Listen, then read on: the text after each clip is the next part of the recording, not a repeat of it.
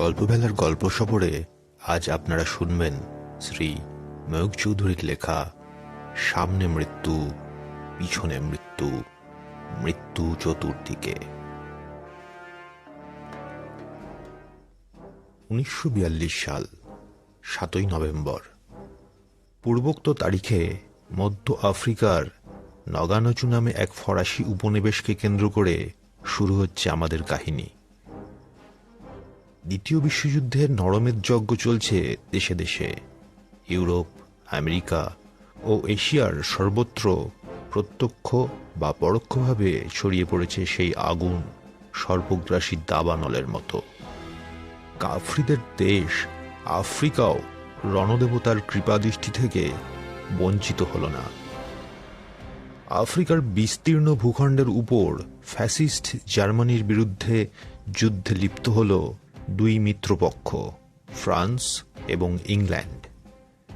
জার্মানির ফ্যাসিস্ট বাহিনী তখন ফ্রান্সে পদার্পণ করেছে, কিন্তু আফ্রিকার বুকে ছোট ছোট ফরাসি সেনাদল যুদ্ধ চালিয়ে যাচ্ছে প্রচণ্ড উৎসাহে। ইংরেজ ও ফরাসির আর এক বন্ধু আমেরিকা যানবাহন ও কলকব্জার বিষয়ে বিশেষজ্ঞ কিছু লোকজন পাঠিয়ে যুদ্ধমান মিত্রপক্ষকে সাহায্য করছিল। যাদের দেশের উপর এই ভয়াবহ তাণ্ডব চলছিল, সেই নিগ্রো নামধারী কালো মানুষরা কিন্তু কোনো পক্ষেই যোগ দেয়নি। যুগ যুগ ধরে বিভিন্ন দেশের সাদা মানুষরা শোষণ করেছে আর উৎপীড়ন চালিয়েছে হতভাগ্য নিগ্রোদের উপর। আজ তারা বুঝেছে সাদা মানুষ মাত্রই কালো চামড়ার শত্রু। অতএব আত্মকলহে দুর্বল সাদা চামড়ার মানুষগুলোকে ঘায়েল করার এই হচ্ছে উপযুক্ত সময়। নিগ্রোরা ঝাঁপিয়ে পড়ল শ্বেতাঙ্গদের উপর। ইংরেজ, ফরাসি, জার্মান প্রভৃতি কোনো শ্বেতকায় জাতিকেই তারা নিষ্কৃতি দিল না। বিভিন্ন শ্বেতাঙ্গ জাতির উপর হানা দিয়ে ফিরতে লাগল বিভিন্ন গোষ্ঠীর নিগ্রো যোদ্ধার দল। রক্ত আর আগুনের সেই ভয়ঙ্কর পটভূমিকায় 1942 সালের 7ই নভেম্বর মধ্য আফ্রিকার ফরাসি উপনিবেশ নগানচু নামক স্থানে উত্তোলন করলাম বিস্তৃত ইতিহাসের জবনিকা। নগানচুতে একটি ফাঁকা মাঠের উপর যেখানে ফরাসিদের সারি সারি শিবির পড়েছে, সেইখানে খুব সকালেই শিবিরের বাসিন্দাদের মধ্যে বেশ চাঞ্চল্য দেখা গেল। চাঞ্চল্যের কারণ ছিল, 4 জন ফরাসি সৈনিক একটি বন্দীকে নিয়ে এগিয়ে চলেছে নিকটবর্তী অরণ্যের দিকে। সেনাবাহিনীর এলাকা ছাড়িয়ে একটি গাছের কাছে তারা স্থির হয়ে দাঁড়াল। বন্দী জার্মান নন, স্থানীয় অধিবাসী কৃষ্ণকায় নিগ্রো। বন্দীর অপরাধ গুরুতর। বিগত রাত্রে সেনানিবাসের এক প্রহরীকে সে আক্রমণ করেছিল। আক্রমণ সফল হয়নি, লোকটি ধরা পড়েছে। সারা রাত্রি সে ছিল বন্দী শিবিরে। আর সকালে তার বিচার। খুব তাড়াতাড়ি শেষ হলো বিচার পর্ব। বন্দীর দুখানা হাত কবজি থেকে কেটে ফেলে ফরাসিরা তাকে মুক্তি দিলে। অবশ্য ক্ষতস্থানে ঔষধ প্রয়োগ করে তার রক্তপাত বন্ধ করা হয়েছিল। অতিরিক্ত রক্তপাতে লোকটি যাতে মারা না যায়, সেজন্যই এই ব্যবস্থা। আহত নিগ্রোর কণ্ঠ ভেদ করে নির্গত হল অবরুদ্ধ ক্রন্দন ধ্বনি। স্খলিত চরণে সে পদচালনা করলে বনের দিকে। কিছুক্ষণের মধ্যেই অরণ্যের অন্তরালে অদৃশ্য হল তার দেহ। বন্দীর হস্তছেদন করেছিলেন মেজর জুভেনাক স্বহস্তে। রক্তাক্ত তরোয়ারি খাপে ঢুকিয়ে তিনি স্থান ত্যাগ করার উপক্রম করলেন, কিন্তু হঠাৎ অদূরে দণ্ডায়মান 3টি শ্বেতাঙ্গ সৈনিকের দিকে আকৃষ্ট হল তার দৃষ্টি। ওই 3টি মানুষের মুখের রেখায় রেখায় ফুটে উঠেছে ক্রোধ ও ঘৃণার অভিব্যক্তি। মেজরের বিচার তাদের পছন্দ হয়নি। মেজর জুভেনাক ভ্রুকুঞ্চিত করলেন। তোমরা আমেরিকার মানুষ, নিগ্রোদের সম্বন্ধে তোমাদের কোনো ধারণা নেই। লোকটিকে প্রাণদণ্ড দিলে স্থানীয় বাসিন্দারা এই ঘটনা খুব তাড়াতাড়ি ভুলে যেত, কিন্তু হাত কাটা জাত ভাইয়ের অবস্থা দেখে ওরা ভয় পাবে। ভবিষ্যতে ফরাসিদের আক্রমণ করতে ওরা সাহস করবে না। জুভেনাক চলে গেলেন। নিজের ব্যবহারের জন্য কৈফিয়ত দেওয়ার অভ্যাস মেজরের ছিল না। জুভেনাক অতিশয় দাম্ভিক মানুষ, কিন্তু ওই 3 ব্যক্তি ফরাসি গভর্নমেন্টের বেতনভোগী সৈনিক নয়, ওরা আমেরিকার নৌসেনা। নিকটস্থ নদীর উপর মোটর বোট এবং ছোট ছোট জলযানগুলি পরিদর্শন করার মতো উপযুক্ত ইঞ্জিনিয়ার বা কলাকুশলী নগানোচু অঞ্চলে ফরাসিদের মধ্যে ছিল না। তারা আমেরিকার সাহায্য চেয়েছিল। তাই ঊর্ধ্বতন কর্তৃপক্ষের আদেশে জলযানগুলির তত্ত্বাবধান করতে এসেছিল আমেরিকার নৌবিভাগের 3টি সৈনিক। নৌবিভাগের অন্তর্গত 3 ব্যক্তির নাম মাইক স্টার্ন, ম্যাককার্থি এবং হ্যারিস। পূর্ববর্ণিত রক্তাক্ত দৃশ্যের অবতারণা যেখানে হলো, সেখানে নীরব দর্শকের ভূমিকা নিয়েছিল ওই 3 জন নৌসেনা। মেজর প্রস্থান করতেই হ্যারিস বন্ধুদের জানিয়ে দিলে জুভেনাকের নিষ্ঠুর আচরণ তার ভালো লাগেনি।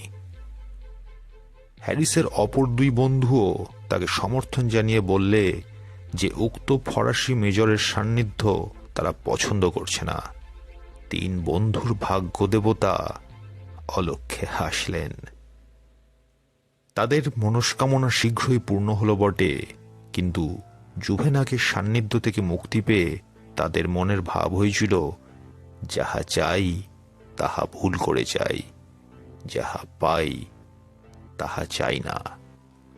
হস্তছেদন ঘটিত ভয়াবহ ঘটনার পর একটা দিন কেটে গেল নির্বিবাদে। দ্বিতীয় দিন সকালবেলা 3 বন্ধু দেখল ফরাসিরা সাজসরঞ্জাম গুটিয়ে স্থান ত্যাগ করার উপক্রম করছে। 3 বন্ধু ছুটল মেজরের কাছে। ব্যাপারটা কি? মেজর জুভেনাক জানালেন, তারা এই জায়গা ছেড়ে চলে যাচ্ছেন। 3 বন্ধুর জিজ্ঞাস্য, তাদের কি হবে? জুভেনাক রূঢ়স্বরে জানিয়ে দিলেন, আমেরিকানদের তিনি ব্যক্তিগতভাবে আসতে বলেননি। অতএব তারা কি করবে না করবে সে বিষয়ে চিন্তা করে মস্তিষ্ককে ঘরমুক্ত করতে তিনি রাজি নন। তারা যা খুশি তাই করতে পারে। এই প্রয়োজনীয় তথ্য পরিবেশন করে জুভেনাক সসৈন্যে প্রস্থান করলেন। 3 বন্ধু নিজেদের মধ্যে দৃষ্টি বিনিময় করলে তাদের অবস্থা মোটেই আনন্দজনক নয়। মাইক বললে, আমরা ফাঁদে পড়েছি। নদীর বিপরীত দিকে ঘাঁটি নিয়েছে জার্মান সৈন্য, আর জঙ্গলের ভিতর ওত পেতে বসে আছে নিগ্রোরা। রক্তপিপাসু ফরাসি মেজর আর শান্তিপ্রিয় আমেরিকার মানুষের মধ্যে নিগ্রো যোদ্ধারা তফাৎ খোঁজার চেষ্টা করবে না। সুযোগ পেলেই ওরা আমাদের হত্যা করবে। অতএব আমাদের খুব সতর্ক থাকতে হবে। যে কোনো সময়ই নিগ্রোরা আমাদের উপর ঝাঁপিয়ে পড়তে পারে। ফরাসিদের পরিত্যক্ত শিবিরগুলো পর্যবেক্ষণ করে তারা জানতে পারল যে খাদ্য ও পানীয়ের অভাব তাদের হবে না। প্রচুর পরিমাণে শুকনো খাদ্য জমানো রয়েছে বায়ুশূন্য টিনের পাত্রে, আর আছে বিয়ার জাতীয় সুরার অসংখ্য বোতল। অস্ত্রশস্ত্রের অবস্থাও খুব নৈরাশ্যজনক নয়। কলের কামান প্রভৃতি ভারী অস্ত্র না থাকলেও রাইফেল ছিল। গুলি ফুরিয়ে যাওয়ার ভয় নেই। অজস্র টোটা রেখে গেছে ফরাসি সৈন্য। তাছাড়া আছে পিস্তল, রিভলভার ও অনেকগুলো গ্রেনেড বা হাত বোমা। যে ঘরটায় খাদ্য ও পানীয় ছিল সেই ঘরে তারা তালা লাগিয়ে দিলে। সন্ধ্যার পর পানাহার শেষ করে তারা আশ্রয় গ্রহণ করলে একটা ঘরের মধ্যে। বর্তমানে ওই ঘরটাই হলো 3 বন্ধুর দুর্গ। একটা রাত্রি ভালোভাবেই কাটল, কিন্তু পরের দিন সকালেই হানা দিল নিগ্রো যোদ্ধার দল। 3 বন্ধুর রাইফেল সশব্দে অগ্ন্যুৎকার করলে কয়েকটি নিগ্রোর হত ও আহত দেহ লুটিয়ে পড়ল মাটির উপর। নিগ্রোরা পিছিয়ে গেল। একটু পরে ফিরে এসে আহত সঙ্গীদের তুলে নিয়ে আবার আত্মগোপন করল সবুজ অরণ্যের অন্তরালে। মৃত সঙ্গীদের তারা ছুঁড়ে ফেলে দিল নদীর জলে। গভীর রাত্রে আবার আক্রমণ করলে নিগ্রোরা। সারা রাত্রি ধরে বারবার হানা দিল নিগ্র বাহিনী। ঘরের ভিতর থেকে অনবরত গুলি চালিয়ে আর হাতবোমা ছুঁড়ে অতি কষ্টে 3 বন্ধু তাদের ঠেকিয়ে রাখল। পূর্ব দিকের আকাশে জাগল অস্পষ্ট আলোর আভাস। নিগ্রোরা আবার গা ঢাকা দিল বনের আড়ালে। এলো প্রভাত। প্রভাতের শীতল বায়ু তপ্ত হয়ে উঠল ধীরে ধীরে। মাথার উপর জ্বলে উঠল মধ্যাহ্নের প্রখর সূর্য। একটা ঘরের মধ্যে বড় বড় টিনের পাত্রে জল জমিয়ে রেখেছিল ফরাসিরা। ওই জলে 3 বন্ধু স্নান করলে। তারপর আহার পর্ব শেষ করে ফেলল চটপট।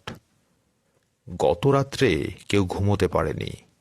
রাত্রি জাগরণ এবং উত্তেজনার ফলে তারা হয়ে পড়েছিল অবসন্ন। মাইককে পাহারায় রেখে হ্যারিস ও ম্যাককার্থি শয্যা গ্রহণ করলে এবং কিছুক্ষণের মধ্যেই আচ্ছন্ন হয়ে পড়ল গভীর নিদ্রায়। ওঠো ওঠো, তাড়াতাড়ি! চিৎকার করে উঠল মাইক স্টার্ন। 2 বন্ধু বিছানা ছেড়ে লাফিয়ে উঠল। তারপর মাইকের নির্দেশ অনুযায়ী দৃষ্টি সঞ্চালন করতেই তাদের চোখের সামনে ফুটে উঠল এক অপ্রত্যাশিত দৃশ্য।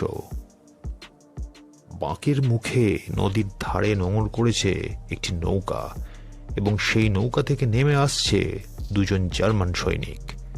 3 বন্ধু অবাক হয়ে দেখল একজন জার্মান সৈন্যের হাতে রয়েছে শ্বেত পতাকা, সন্ধির সংকেত। হতভম্ব হয়ে পড়ল 3 বন্ধু। দুরন্ত জার্মান সৈন্যরা হঠাৎ এমন শান্তিপ্রিয় হয়ে পড়ল কেন, এই কথাটা তারা বুঝতে পারল না। মাইক জার্মান ভাষা জানত। সঙ্গীদের ঘরের মধ্যে রেখে সে পিস্তল হাতে এসে দাঁড়ালো জার্মানদের সামনে, কিন্তু তার জার্মান ভাষায় কথা বলার প্রয়োজন হলো না। চোস্ত ইংরেজিতে একজন জার্মান আত্মপরিচয় দিল। আমার নাম অটো গ্যাটমেয়ার। আমি জার্মান সেনাদলের এক লেফটেন্যান্ট। তারপর অটো যা বললে তার সারমর্ম হচ্ছে এই: ম্যাঙ্গো বেটু জাতীয় নিগ্রোরা এখন আফ্রিকার শ্বেতাঙ্গদের নির্বিচারে আক্রমণ করছে। জার্মান, ফরাসি, ইংরেজ, আমেরিকান প্রভৃতি শ্বেতাঙ্গ জাতি তাদের শত্রু এবং অবশ্যবদ্ধ। অতএব জার্মানি এবং আমেরিকা বৃহত্তর পৃথিবীতে পরস্পরের শত্রু হলেও এই মুহূর্তে সেই শত্রুতা ভুলে এই 2টি ছোট দল যদি এখানে পাশাপাশি দাঁড়িয়ে নিগ্রোদের বিরুদ্ধে রুখে না দাঁড়ায়, তাহলে খুব শীঘ্রই নিগ্রোদের আক্রমণে উভয় পক্ষই হবে নিশ্চিহ্ন। জার্মান বা আমেরিকানদের মধ্যে একটি লোকও নিগ্রোদের রোষ থেকে রেহাই পাবে না। তাই নিতান্ত সাময়িকভাবে জার্মানিদের পক্ষ থেকে অটো সন্ধির প্রস্তাব এনেছে। তার দলের আরও 4 জন সৈন্য জঙ্গলের মধ্যে লুকিয়ে রয়েছে। আমেরিকানরা যদি সন্ধি করতে রাজি হয়, তাহলে লেফটেন্যান্টের সঙ্গী তাদের নিয়ে আসবে। মাইক তার বন্ধুদের সঙ্গে পরামর্শ করে বুঝল যে জার্মান সেনানায়কের প্রস্তাব মেনে নেওয়াই বুদ্ধিমানের কাজ। সন্ধি হল। লেফটেন্যান্টের সঙ্গী দূর অরণ্যের গোপন স্থান থেকে 4 জন জার্মান সেনাকে নিয়ে এলো আমেরিকানদের আস্তানায়। আপাতত এই জায়গাটাই উভয় পক্ষের মিলিত শিবির হল। সন্ধির একটি বিশেষ শর্ত ছিল এই যে কোনো কারণে যদি অবস্থার পরিবর্তন ঘটে, তাহলেও এক পক্ষ অপর পক্ষকে যুদ্ধবন্দী হিসেবে গণ্য করতে পারবে না। শর্তটা উভয় পক্ষেরই মনোপুত হয়েছিল। সাময়িকভাবে নিজেদের শত্রুতা ভুলে 2 পক্ষ এইবার মিলিতভাবে নিগ্রোদের সম্ভাব্য আক্রমণ থেকে আত্মরক্ষার জন্য প্রস্তুত হতে লাগলো। বেশিক্ষণ অপেক্ষা করতে হলো না। সন্ধ্যার আগেই শুরু হলো আক্রমণ। 9টি রাইফেল ঘন ঘন গর্জন করে অনেকগুলো কৃষ্ণাঙ্গ যোদ্ধার হত ও আহত দেহ শুইয়ে দিল মাটির উপর। নিগ্রোরা পিছিয়ে গেল। আবার আক্রমণ করলে শ্বেতাঙ্গদের আস্তানার উপর এসে পড়ল ঝাঁকে ঝাঁকে বল্লম। রাইফেলের অগ্নিবৃষ্টিও বুঝি আর নিগ্রোদের ঠেকিয়ে রাখতে পারে না। শ্বেতাঙ্গরা এইবার গ্রেনেড বা হাত বোমা ব্যবহার করলে নিগ্রো যোদ্ধাদের উপর ছিটকে পড়ল কয়েকটা হাত বোমা। আগুনের ঝলকে ঝলকে ধূম এবং মৃত্যু পরিবেশিত হলো চতুর্দিকে। হতাহত সঙ্গীদের ফেলে সভয়ে পলায়ন করলে বর্ষাধারী কালো মানুষগুলো। বিজ্ঞানের মহিমায় স্তব্ধ হয়ে গেল অরণ্যের বন্য বিক্রম। কেটে গেল কয়েকটি দিন আর কয়েকটি রাত। এর মধ্যে আবার আক্রমণ করেছে ম্যাঙ্গাবেটু নিগ্রোরা, কিন্তু শ্বেতাঙ্গদের রাইফেলের অগ্নিবৃষ্টির মুখে ব্যর্থ হয়েছে তাদের আক্রমণ। একজন জার্মান সেনা প্রাণ হারিয়েছে বর্ষার আঘাতে। চারিদিকে হাতবোমার সাহায্যে মাইন পেতে আত্মরক্ষা করতে লাগলো জার্মান ও আমেরিকান সৈন্যরা। সেদিন প্রকাশ্য দিবালোকে দুজন নিগ্রো জঙ্গলের ভিতর থেকে বেরিয়ে এসে ফাঁকা জায়গায় দাঁড়ালো। তাদের মধ্যে একজনের অঙ্গসজ্জা দেখে শ্বেতাঙ্গরা অনুমান করল লোকটি ম্যাঙ্গাবেটুদের মধ্যে প্রভাবশালী সর্দার শ্রেণীর লোক। অপর ব্যক্তির এক হাতে শিকলে বাঁধা 5টি কুকুর, অন্য হাতে একটা চামড়ার থলি। কুকুরগুলো সাগ্রহে চামড়ার থলিটা বারবার শুকছে। সর্দারের হাতে একটা লাঠির আগায় সাদা কাপড় বাঁধা, সন্ধির চিহ্ন সাদা নিশান। অটো তৎক্ষণাৎ তাদের গুলি করতে চাইল, কিন্তু মাইক বলল, দাঁড়াও, আগে ওদের বক্তব্যটা শুনি, পরে অবস্থা বুঝে ব্যবস্থা গ্রহণ করা যাবে। মাইনের মৃত্যুপাত থেকে যে পথটা মুক্ত, সেই সরু রাস্তাটার দিকে অঙ্গুলি নির্দেশ করে মাইক ম্যাঙ্গাবেটুদের কাছে আসতে ইঙ্গিত করল। সর্দারের মুখে ফুটল ধূর্ত হাসির রেখা। নিশানাটা সজোরে মাটির উপর বসিয়ে দিয়ে সঙ্গীর থলি থেকে কয়েকটা রক্তাক্ত মাংসের টুকরো বার করে সে ছুঁড়ে দিল সাদা মানুষদের দিকে। সঙ্গীয় শিকলের বাঁধন থেকে কুকুরগুলোকে মুক্তি দিল তৎক্ষণাৎ। জার্মান ও আমেরিকান সৈন্যরা মাটির উপর ঝাঁপিয়ে পড়ে শয্যাগ্রহণ করল উপর হয়ে। প্রায় সঙ্গে সঙ্গে হাত বোমার তারে ধাবমান কুকুরের পা লাগল।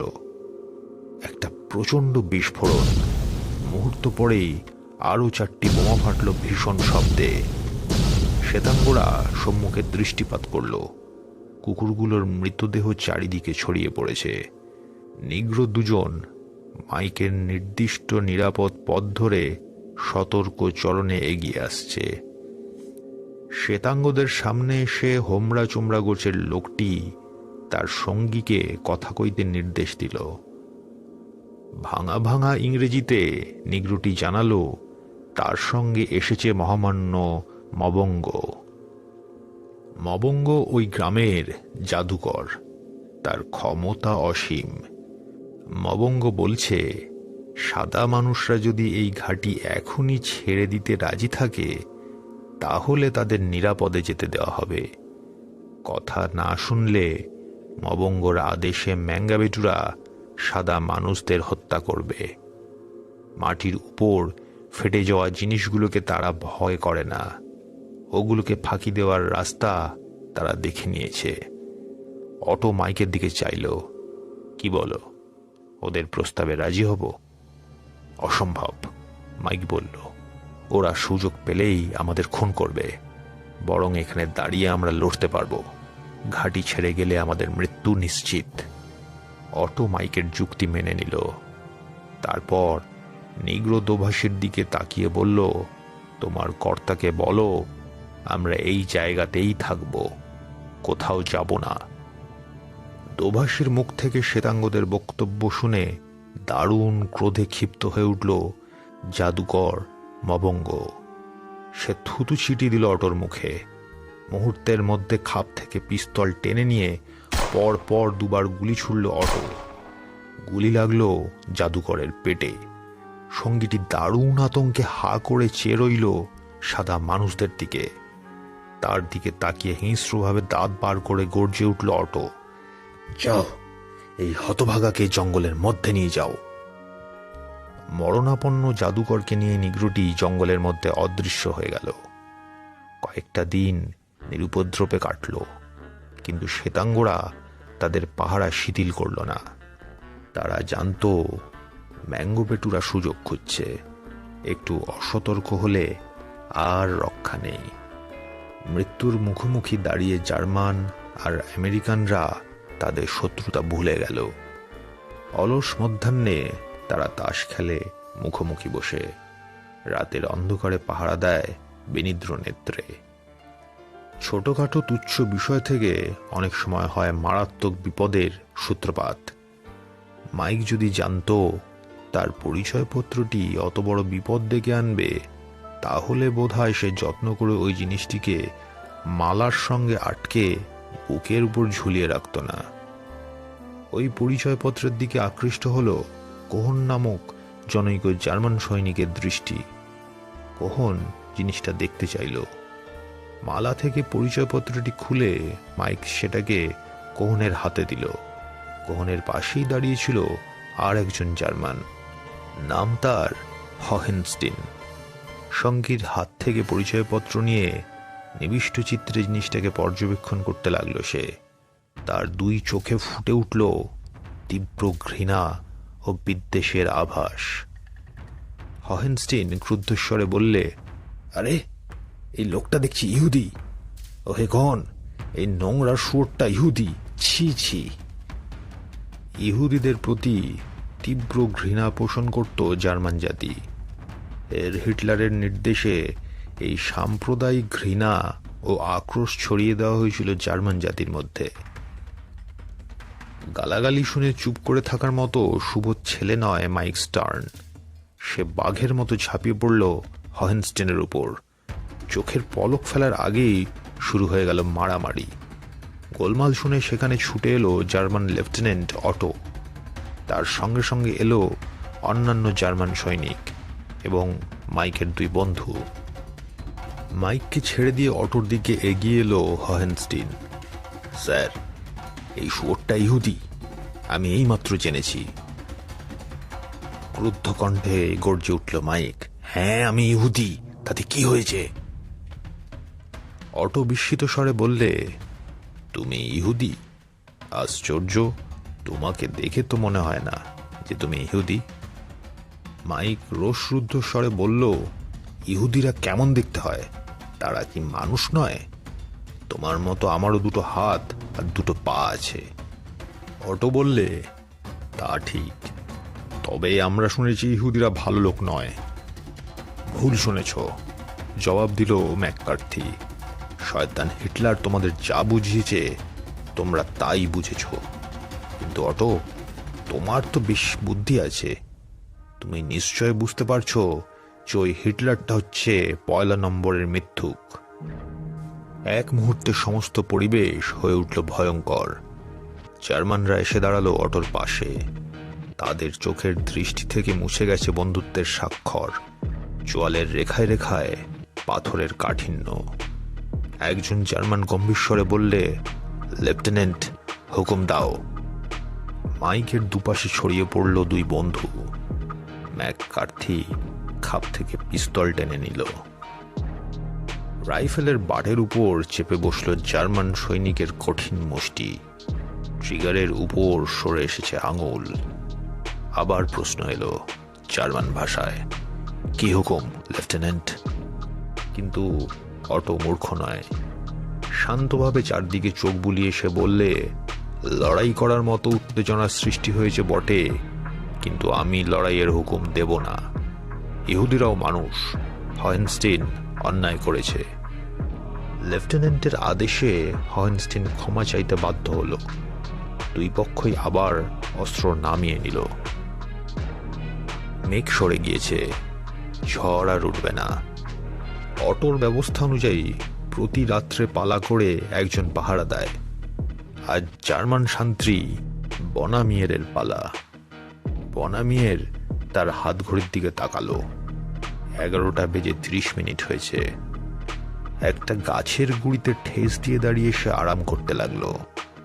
হঠাৎ কার পায়ের তলায় সশব্দে ভেঙে গেল একটা শুকনো গাছের ডাল। চমকে উঠল জার্মান প্রহরী বনামিয়ের। আবার সেই শব্দ। শুকনো গাছের ডালগুলো ভেঙে যাচ্ছে কাদের পায়ের তলায়। দুই চোখ পাকিয়ে শব্দ লক্ষ্য করে দৃষ্টি সঞ্চালিত করতেই বনামিয়ার দেখল চারপাশে অন্ধকারের বুকে ভেসে উঠেছে অনেকগুলো চলমান মনুষ্যদেহ, নিগ্র যোদ্ধার দল। দারুণ আতঙ্কে জার্মান প্রহরীর বুদ্ধিভংশ হল।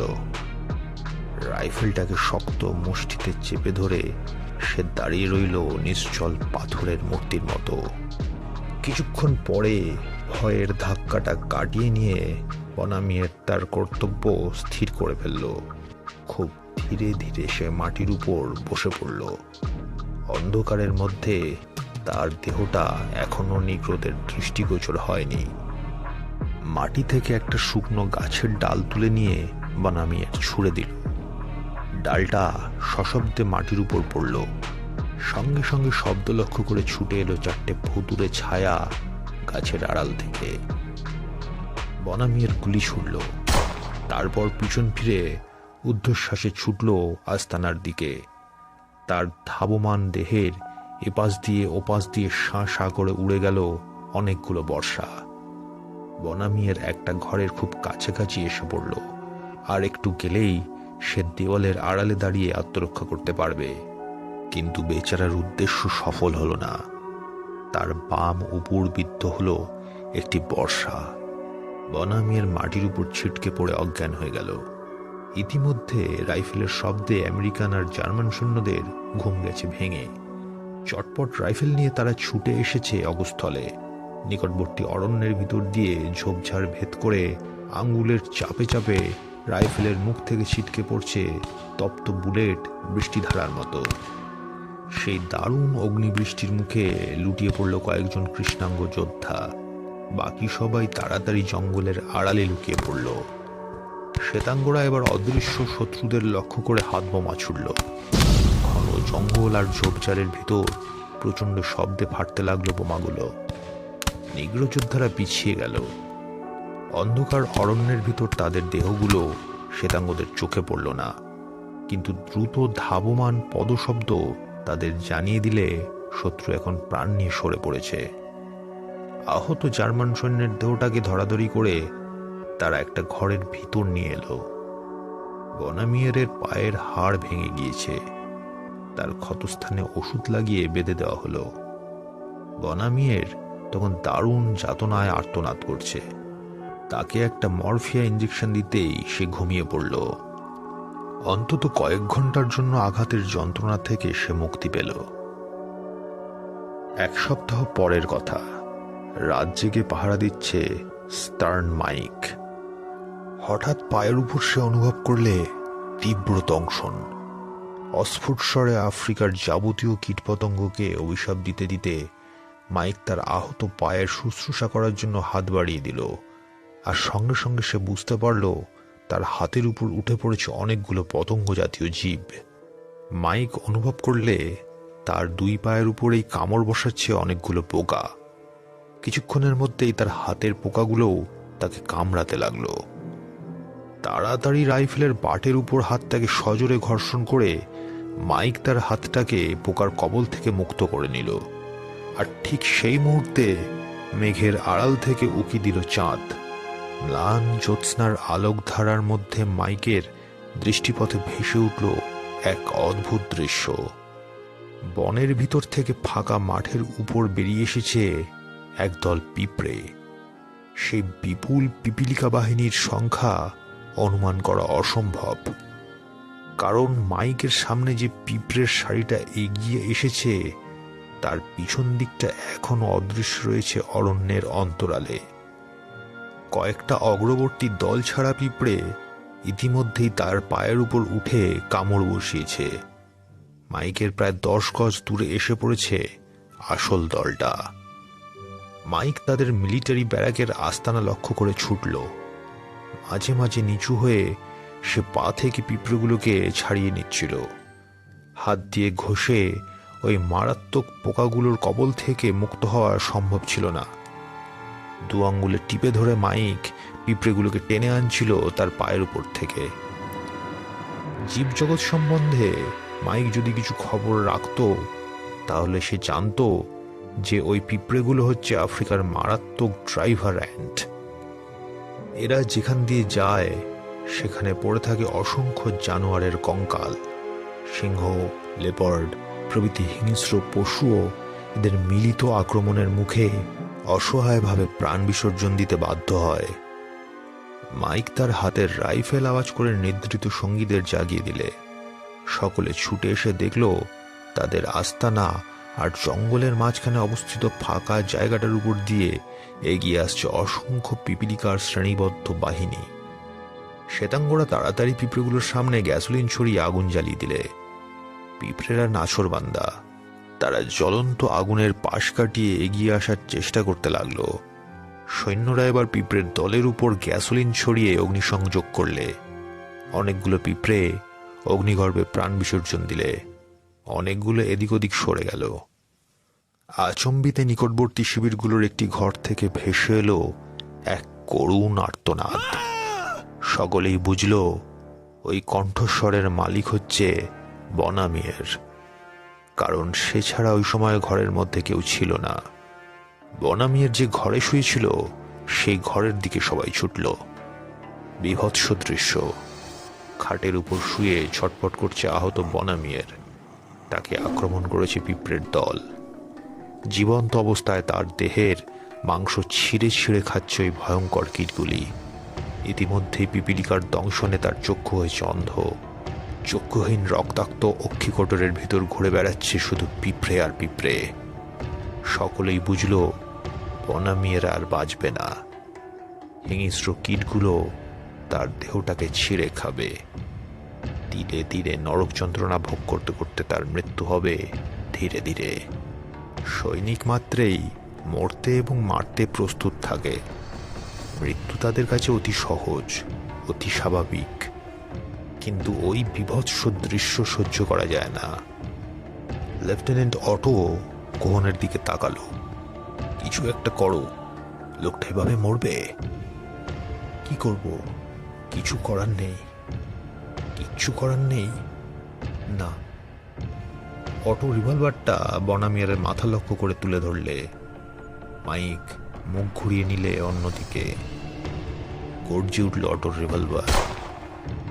গুলি বনামিয়ারের মস্তিষ্ক ভেদ করে তাকে অসহ্য যাতনা থেকে নিষ্কৃতি দিল মুহূর্তের মধ্যে। সকালের আলো ফুটে ওঠার সঙ্গে সঙ্গে পিপীলিকা বাহিনী সৈন্যদের আস্তানা ছেড়ে জঙ্গলের ভিতর অদৃশ্য হয়ে গেল জীবন্ত দুঃস্বপ্নের মতো।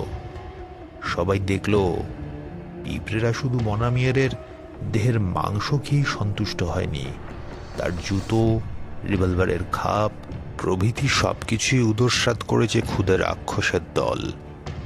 বনামিয়ারের মাংসহীন রক্তাক্ত কঙ্কালটাকে সবাই মিলে কবরস্থ করলে। অটো বললে, এইভাবে আমরা বেশি দিন আত্মরক্ষা করতে পারবো না। যদি বাঁচতে হয় তাহলে আমাদের আক্রমণকারীর ভূমিকা নিতে হবে। মাইক বললে, তুমি কি করতে চাও? অটোর অভিমত হচ্ছে এই যে তারা যদি ম্যাঙ্গাবেটু নিগ্রোদের একটি গ্রাম অধিকার করতে পারে তবে স্থানীয় বাসিন্দারা ভীত হয়ে পড়বে। খুব সম্ভব তারা আর লড়াই করতে চাইবে না। অটোর প্রস্তাবে সম্মত হলো মাইক। একদিন খুব ভোরে ঘন জঙ্গল ভেদ করে জার্মান ও আমেরিকানদের মিলিত বাহিনী নিকটবর্তী নিগ্রোপল্লীতে হানা দিল। এমন অতর্কিত আক্রমণের জন্য প্রস্তুত ছিল না গ্রামবাসী। রাইফেলের ঘন ঘন গর্জন ও হাতবোমার প্রচণ্ড বিস্ফোরণ আতঙ্কের সঞ্চার করল নিগ্রোপল্লীর বুকে। ভয়ার্ত নরনারী গ্রাম ছেড়ে পালিয়ে আশ্রয় নিল সাপৎসংকুল অরণ্যের অন্তঃপুরে। শ্বেতাঙ্গদের মিলিত বাহিনী প্রবেশ করল নির্জন গ্রামের মধ্যে। দুদিন পরেই সন্ধির প্রস্তাব নিয়ে শ্বেতাঙ্গদের সামনে এসে দাঁড়ালো ম্যাঙ্গোবেটুদের কয়েকজন প্রতিনিধি। তারা শান্তিতে বাস করতে চায়, লড়াই করার আগ্রহ তাদের আর নেই। শ্বেতাঙ্গরা সম্মত হলো। ম্যাঙ্গোবেটুদের গ্রামের মধ্যে নিগ্রোদের পাশাপাশি বাস করতে লাগলো জার্মান আর আমেরিকান সৈন্যদল। শান্তিপূর্ণ সহ অবস্থানের জ্বলন্ত নিদর্শন। কয়েকদিন পরে এই নাটকীয় বন্ধুত্বের রঙ্গমঞ্চে নেমে এলো সমাপ্তির জবনিকা। ম্যাঙ্গোবেটুদের গ্রামের কাছে নদীর বুকে আবির্ভূত হলো একটি আমেরিকান সি প্লেন বা উভচর বিমান। মার্কিন পাইলট জার্মান এবং আমেরিকানদের শান্তিপূর্ণ সহ অবস্থান দেখে বিস্মিত হয়েছিল। মাইকের অনুরোধে বিমান চালক জার্মানদের নিরাপদ অঞ্চলে পৌঁছে দিতে সম্মত হল। স্প্যানিশ গায়ানার সীমান্তে একটি নদীর ধারে দাঁড়িয়ে দুই পক্ষ পরস্পরের কাছে বিদায় গ্রহণ করলে। বিদায়ের আগে মাইকের হাত চেপে ধরেছিল অটো গ্যাটমেয়ার। ঘটনাচক্রে দুই শত্রুর মধ্যে গড়ে উঠেছিল বন্ধুত্বের বন্ধন। ভাগ্য তাদের সেই বন্ধুত্ব যাচাই করে নিয়েছিল অগ্নি পরীক্ষার ভিতর দিয়ে। বিমানযোগে 3 বন্ধু নিরাপদে ফিরে এলো মিত্রপক্ষের আস্তানায়। অটো গ্যাটমেয়ার এবং অন্যান্য জার্মানদের সঙ্গে আর কোনোদিন তাদের সাক্ষাৎ হয়নি। শেষ হলো আজকের গল্প। সামনে মৃত্যু, পিছনে মৃত্যু, মৃত্যু চতুর্দিকে। আমাদের পাঠ করা গল্প যদি আপনাদের ভালো লাগে তাহলে অবশ্যই সাবস্ক্রাইব করে আমাদের পাশে থাকবেন, আমাদের উৎসাহিত করবেন। ধন্যবাদ।